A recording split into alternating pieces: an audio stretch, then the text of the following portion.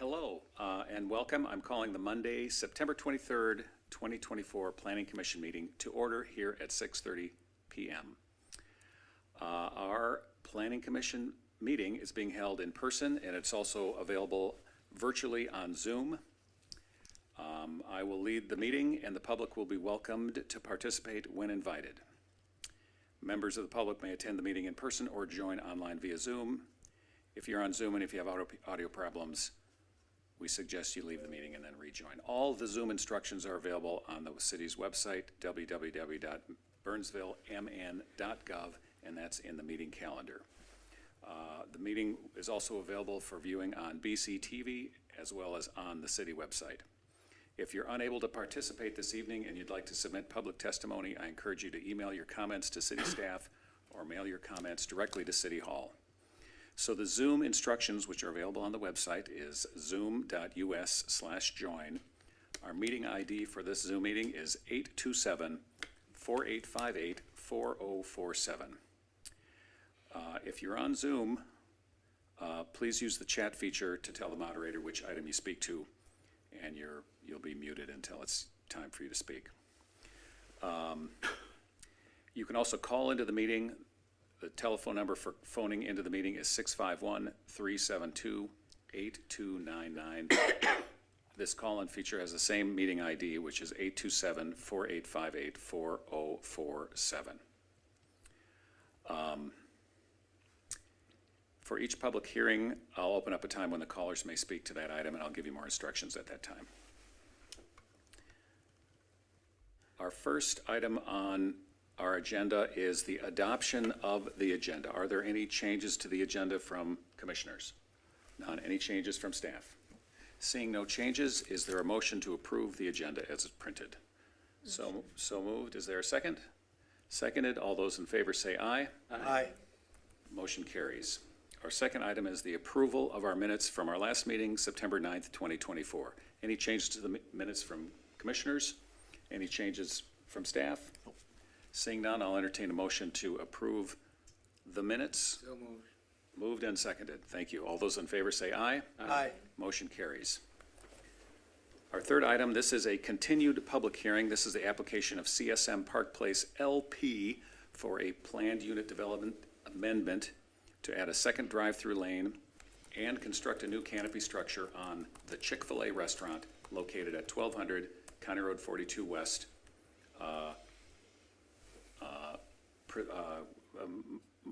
Mike Morosola will be presenting. The floor is yours, Mr. Morosola. Thank you. Good evening, Chair and Commissioners.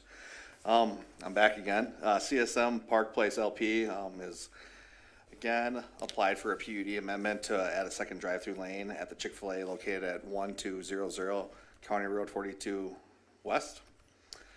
And just like last time, we're requesting to continue this item.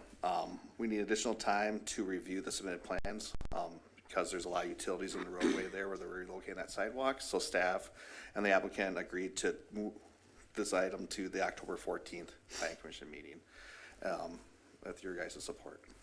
Okay, thank you. I don't know that we need any questions. I think what we're looking for is a motion to continue the continued public hearing to our next meeting. So moved. Is there a second? There's a second. All those Simple. all those in favor say aye. Aye. Motion carries. Thank you, Mr. Morosola. Our next item, this is a public hearing. This is the application of the Minnesota Valley Transit Authority for a variance for a building and parking expansion at 11550 Rupp Drive. Presenting will be Mr. Kevin Shea, our planning consultant. The floor is yours. Thank you, Mr. Chair, members of the commission. So the item before you tonight is submitted by MVTA, the Minnesota Valley Transit Authority, for improvements to their site. There's a lot of repairs, improvements, and expansions happening, and as part of that, they requested a variance to allow those changes to happen. This is at 11550 Rupp Drive. So when I'm talking about the site, a lot of the images will have north to the right. These are the only ones that'll have north facing up, just because they'll rotate the site for a lot of the graphics for your knowledge. So Rupp is on the east side, so it'll be on the bottom of most of the images. You can see the existing MVTA site as it sits today. Still uses a bus garage now, will be used as a bus garage going forward. The site and all sites surrounding it are all zoned I-1 industrial park. So it's a very industrial area. The closest area of another zoning district is the R1 single family that's across the street and a parcel away. So this variance application would allow, there's a multitude of changes, but the biggest change is 13,668 square foot building addition, and then some parking lot modifications to accompany that building addition. So with that, there are 6 variance requests for the proposed improvements, and I'll kind of walk through those. We're talking about the site plan as well. So you saw the existing site. It looks very similar because the building is already there existing, the parking is already there existing. I'll draw your attention to a couple of the features that have changed. So as you're looking on the top of this image, which is the west side of the building, there is a new addition on that side. The reason for that addition is kind of a combo of a couple of things. So they have some office space up there. They also have additional doors, loading doors that you can see. So each of those, the way the elevation kind of jigsaws or zigzags through there, that's for some of those overhead doors for access into there. They also have some, as I said, some office space in there as well. So when you see from the previous, and I'll drop back to this one, essentially everything on the left side of the overhead aerial from the existing building is part of that building addition. The other main change would be on the parking area. So on the, what is the east side, which is the bottom of the image, the current parking essentially goes only about halfway up, roughly, to the north side of the site. Now it extends through up the north side of the site and has an access on the north road, not on Rupp Drive anymore. And that the reason for that is by adding the building expansion, they're losing parking. They're already under parked, so they're trying to maximize their parking as much as they can, which is the reason for a lot of the variance requests is to bump that parking number up. Building elevations, it'll look very similar, kind of with the MVTA colors, the kind of the gray and the orange that they're well known for.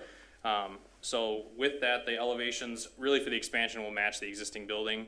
Some of the existing building is also getting repairs, improvements, enhancements, things like that in various areas. The applicant did submit a detailed narrative on each of those changes that they were focusing on as they looked at their scope of work, and they can probably talk more specifically about why if you have those questions tonight. So with that, the building does comply with the architectural standards for the industrial park district. As far as the variances, I'll kind of go through the 6 of them. As I mentioned, a lot of them are surrounded around the impervious surface and the parking. So they have a variance to have a paved parking area within 3 feet of the west side lot line where 5 feet is required. So there's a 2-foot difference from what's required there. To reduce the required number of parking stalls to 91 where 154 are required. So they are dropping from what's required there. To reduce the overall green space to 21% where 25 is required. So they are going to 79% impervious or 21% green space from, I believe they're right about 74 right now. To reduce the south front yard parking setback to 7 feet where 15 is required. To do the same on the north yard parking setback to 7 feet where 15 is required. And then to reduce the building perimeter plantings to 35.5% where 50 is required. So really all of the first 5 are all related to parking to bump up the number of parking spaces. The last one, the building perimeter landscaping, is just because of the nature of it being a bus garage and the number of openings and accesses it has in and out on both the north and the south side and the loading areas. Hitting that perimeter landscaping is not possible with all those entrances. So they did enhance the areas they could. They did go wider than required for the foundation perimeter landscaping where they have it. So their percentage isn't as great as it needs to be for the code requirement, but they did enhance it with a greater width on those perimeter plantings in certain areas, not the entire 35.5%. So as you see here, they have, the southern access, which is on the left side of the screen, and the northern access make up a significant portion of those 2 building sides, along with then that west side with all the access entrances, the loading doors and things like that. Also doesn't allow for landscaping in front of them, otherwise they wouldn't be usable. And with that, they have proposed landscaping that could comply. There is one condition from staff, basically the variety or the breakdown of plantings. They have more overstories than are required, but less evergreens and less ornamentals. So just swapping out some of the overstories for evergreens and ornamentals will then bring the landscaping plan into compliance. So whenever you're considering a variance, practical difficulty has to exist to support the variances requested, and that it meets the spirit and intent of the ordinance. Staff feels comfortable with the conditions included to ensure compliance with city code requirements that those practical difficulties do exist. So with that, our recommendation is that the Planning Commission recommended the City Council approval of the variance application for a 13,668 square foot building addition and parking lot modifications at the MVTA bus garage site at 11550 Rupp Drive. And I will go through the conditions. So the condition of the previously approved CUP shall remain in full force and effect as modified by this application. Sign permits shall be obtained prior to the installation of any signs. The landscaping plan shall be adjusted to change some overstory trees for evergreen and ornamental trees to comply with the ordinance. The revised landscape plan shall be submitted for review and approval. A tree removal permit shall be obtained prior to any work being done at the site. Tree contractors shall be licensed by the city. The applicant shall provide a security for landscaping, bituminous, and curb and gutter installation prior to building permit issuance. A stormwater maintenance agreement shall be executed and recorded prior to issuance of a building permit. An encroachment agreement shall be executed and recorded prior to issuance of a building permit. All outstanding comments in the engineer's memo dated September 9th, 2024 shall be addressed to the satisfaction of the city engineer, and all rooftop equipment will need to be screened and or painted to match the building before the release of the building permit. So with that, I'll stand for any questions from the commission, and the applicant is here as well. Thank you for the presentation. Question, Commissioner Anderson. With the parking they do have, you said it didn't meet what should be there, but does that, the amount they have? They are increasing, if that was your question. From what exists today, they are adding additional stalls. Does that cover all the people who work there, or do the people who work there also have to park on the street? I mean, this, I don't have the employee numbers, so you'd have to ask the applicant that. I'm not sure on the number of employees, but this is bringing at least the site in the right direction in terms of compliance because it's adding from what's existing. I believe they're at about 67 or 68 stalls, and they're going up to 91. And 150 would be the requirement. Based on the building. Based So on the building, yeah, okay. With industrial, there's just a breakdown of per, we have 102,000 something square feet on the building, divided by the number, which is, I think it's 2,500 square feet. Do the math, and then it comes out to 154. So it's not based on employees, which is why I don't have that information. Yeah. But it's based on square footage of the building, and then we just do the breakdown based on the usage. And that's a pretty common calculation for industrial uses, is based on square footage. Yeah, so it's based on industrial use, not specific to bus garage. Correct. Got it. Any other questions from commissioners? Seeing none, we'll move this to the public hearing portion of the meeting at 6:43. If there's anybody in the audience that wishes to speak to this matter, please approach the podium. And if there's anyone on Zoom or on the phone that wants to speak to it, and there is not, nobody is approaching the podium, we will close the public hearing also at 6:43. And we'll open this back up for discussion to the commissioners. Questions, comments? Commissioner John. Thank you, Chair. 154 seems like a lot of parking spaces. I don't think it's going to be as necessary, given that 91, as long as that fulfills, the employee. I had the exact same question as Commissioner Anderson was thinking. As long as it fills in, enough of the employees, 154 seems like outrageous size. So I think this is going to be a great improvement for them. I think it looks like a great project altogether. It's going to be nice to have those angled garage doors to get get the buses in, I think. So I'm very much in support of this. Yeah, it seems like all the variances are kind of just, none of them are extreme, and even in their totality, it seems pretty reasonable. So if there's no other questions or comments, I would entertain a motion.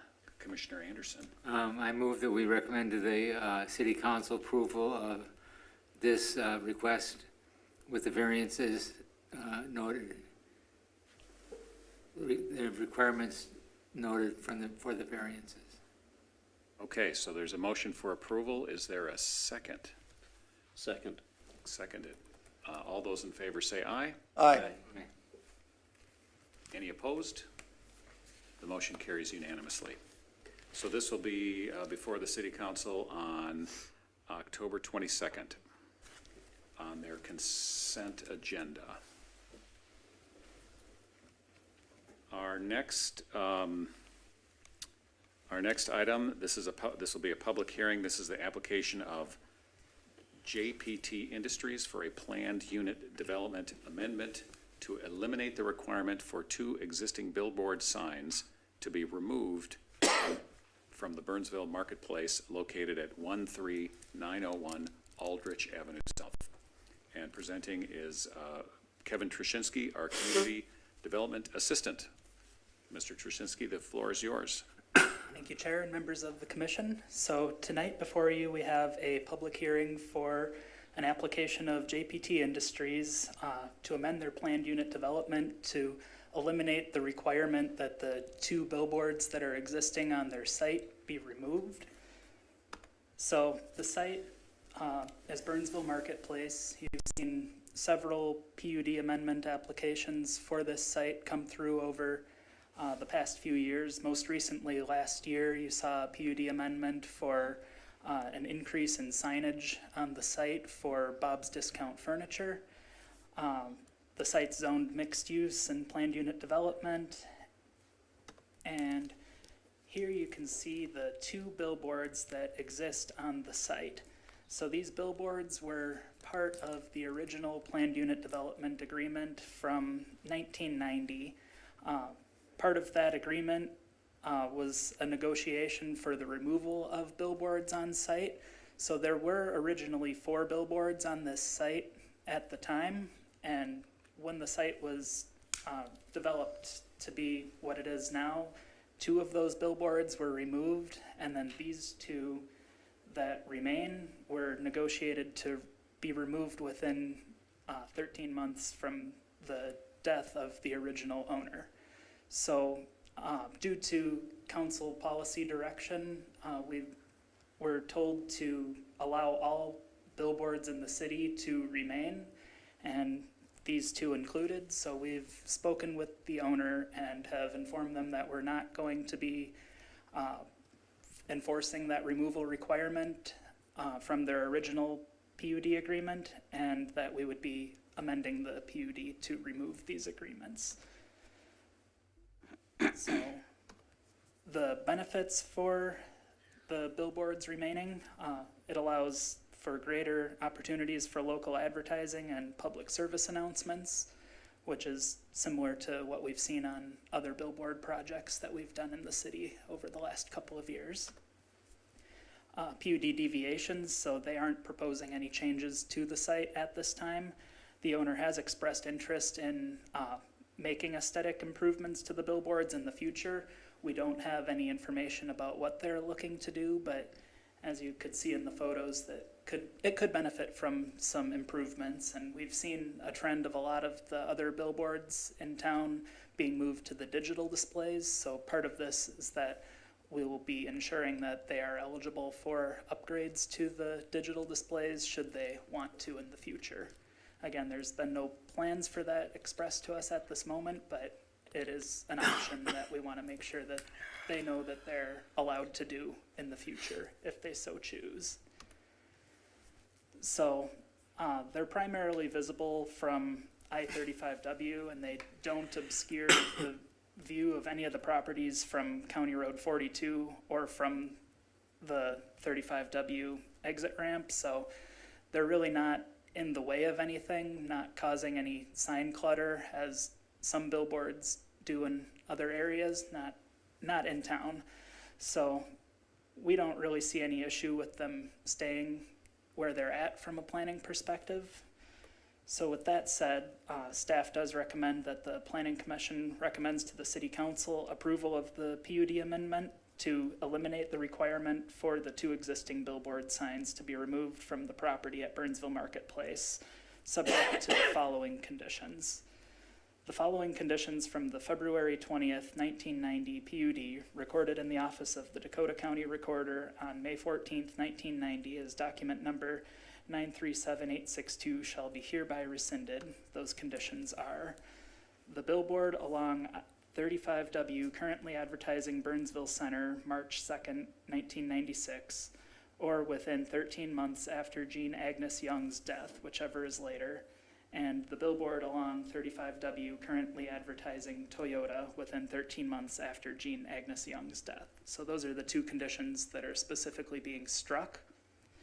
And then the additional conditions we have are that all other conditions of previously approved plan unit developments shall remain in full force and effect. A sign permit and/or building permit is required prior to any improvements to the billboard. We have that one because usually for a conversion to digital display, that requires them to actually take down the entire billboard and reconstruct it, so that would potentially result in a building permit. And then all billboards are permitted to be updated to digital displays of similar size as the existing billboards. So that's just to put it in writing here that they're allowed to convert that, so there's no confusion later on. So those are the conditions we have, and with that, I can stand for any questions. Thank you for an excellent presentation. Do you know how many billboards we have in Burnsville? There are currently 7. 7, so these are 2 of the 7. Yes. Great. And then I'm just curious if they're gonna, when the time comes to upgrade these billboards and tear them down and replace them with digital ones, is that something that will come through the planning commission again, or is that something that because it's allowed, it'll just happen through the building permit process? Yeah, so by putting this condition in here, we've ensured that it won't have to come through the planning commission process. There are additional architectural standards for the digital billboard conversion that they'll have to meet, but that'll be an administrative process through the sign permit and building permit applications. Excellent. Thank you. Any questions from commissioners? Commissioner Anderson? If they do convert to digital, has it been looked at that that won't affect any residential areas by brightness at night and things like that? Yes, that is in our sign ordinance for requirements for the digital displays, is they have to change brightness based on the natural ambiance, and there is a certain brightness that they're allowed to go, so it won't affect any residential areas. Commissioner John? Is there any regulations, code concerning the aesthetics of the billboards? The one is in pretty rough shape, and I'm just curious if there's any kind of enforcement that they should really clean that up. Yeah, so these ones are grandfathered in since they've been here for so long, so there's not a whole lot that we can do at the moment. I think with the trend of people wanting to convert their billboards, people are putting a lot of attention on those. So with some of the other billboards in town, we've had a lot of inquiries on upgrading those as well. Some of those that could definitely use a little bit of a facelift. So I would expect that they would naturally want to do this, or some of the billboard companies would be approaching them looking to try and make these upgrades. Since there are so few billboards that are allowed to remain right now, they kind of take advantage of what they have. Okay. Commissioner Anderson? You mentioned in your public service announcements, is there a requirement that a certain number of announcements are available every year for the city to use? There is for dynamic displays. There is something in our sign ordinance that addresses that we're allowed a certain number. It's a pretty big number, but we basically can get advertising on those billboards for public service announcements when we need to. Seeing no further questions, we'll open up the public hearing on this item at 6:54 p.m. And there is nobody in the council chambers except us. And Mr. Trzynski, I usually look to you to see if there's anybody on Zoom. Are you able to tell us that from over there? Correct, nobody on Zoom. Nobody on Zoom. And nobody in the council chamber. Okay, we'll close the public hearing at 6:54 p.m. and open it up to discussion and or a motion. make a motion. Commissioner Braddock. I'd like to make a motion that the planning commission recommends to the city council approval of the PUD amendment to eliminate the requirement for the 2 existing billboard signs to be removed from the property at Burnsville Marketplace, 13901 Aldrich Avenue South, subject to the following conditions. 4 conditions. Yep. That's it. I'll second that motion. And there's a motion and seconded. All those in favor say aye. Aye. Any opposed? So this motion carries unanimously. This will be at the October 22nd, 2024 City Council meeting. The next item on our agenda, number 6, is updates. Our next Planning Commission meeting will be October 14th, 2024. Are there any other updates from commissioners? Any updates from staff? Yes, we had 2 quick ones at the last city council meeting. The city council did approve 2 of our previous applications. The first one was for CenterPoint Energy's request for a conditional use permit amendment, variance, primary plat and final plat at 11500 12th Avenue South. That was approved.